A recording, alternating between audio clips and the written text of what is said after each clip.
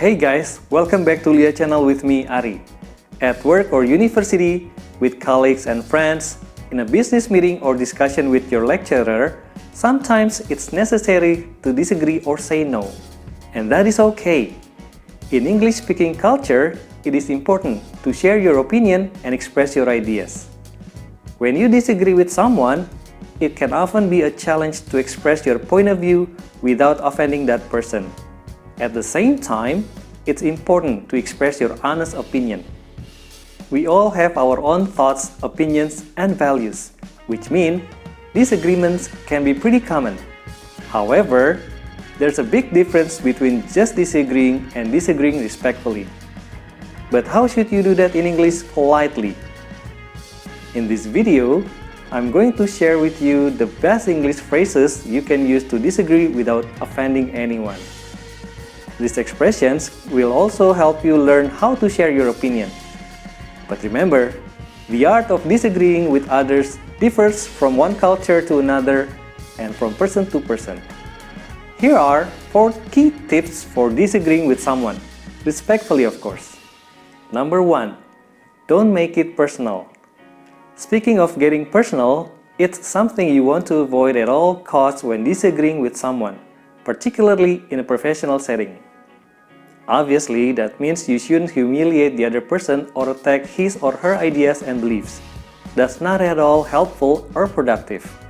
So, instead of saying what you might be thinking, "That's a stupid idea," you can say, "I don't agree, and here's why." That might be true, but I beg to differ. Usually used in formal spoken contexts. Or you can pretend to be unsure about agreeing using expressions like, "I'm not sure I agree with you about this." "I'm not sure I agree with you on." "I'm not sure that's completely true." "I'm not sure about that." Expressions like, "I don't think I have the same opinion as you."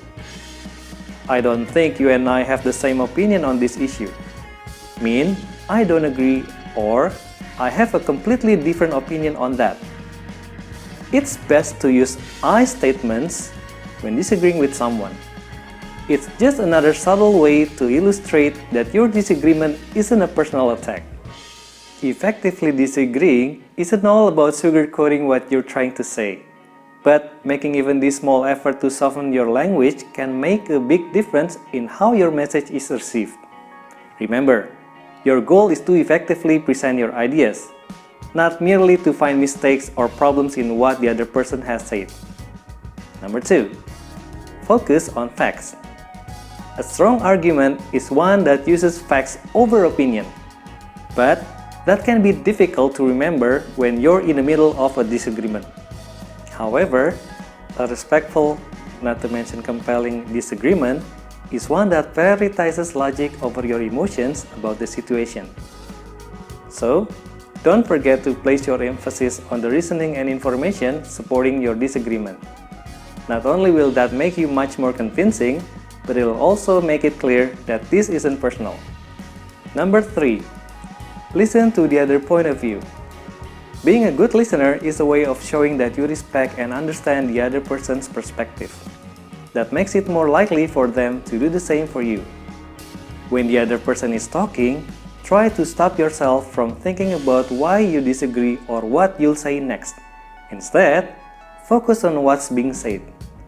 When it's your turn to talk, repeat any key points the other person made to show you listened and heard what was said.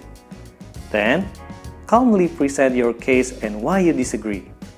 To do this, you can use phrases such as, "I see your point, but," "I see what you're saying, but I think," "I understand where you're coming from, but," "That's a valid point, but," "I respect your point, but from my perspective," "I take your point, but that isn't the way I see it. Instead, I think that," "There is some truth to what you're saying, but don't you think that?" "True, that's a fair point, but I have to say I disagree." You can also use an apology to introduce your disagreement. This is another way of making your disagreement more polite and can soften the impact of your argument. For example, I'm sorry, but that's not always the case. I'm sorry, but I take a different view. I'm sorry, but I have to disagree with you on. I'm sorry, but I believe your argument doesn't hold water. According to Collins Dictionary, something doesn't hold water means that you do not believe that a theory or an argument can possibly be true or right. So, remember to actually listen to the points your conversational partner is presenting. You might be surprised by how you could end up finding an even better solution that way. Number 4. Stay calm. This is the most important thing you can do to keep a conversation on track. Of course, it's a huge challenge to stay calm and rational when you feel angry or passionate about something, especially if the person you're talking to gets heated. You may need to be the mature one who manages the conversation, even if the other person is a parent or someone who should know better. But one thing is important to remember: always stay calm. Keep your voice and your body movements calm. That will help you and the other person feel good about the disagreement. The goal is for everyone to walk away from the disagreement happy, or at least not angry. And finally, number 5. Agree to disagree. This is a useful way to end an argument where you know neither person will ever agree. For example, when you are arguing about politics or even football teams. When you say, "Let's agree to disagree," you acknowledge that you will never agree with the other person on that particular topic and that you can move on to discussing other issues instead. Well, at least you find something to agree on. Everyone wins. Okay guys, I hope all of these expressions to disagree in a polite manner come in handy. Remember that communication is all about interacting with others.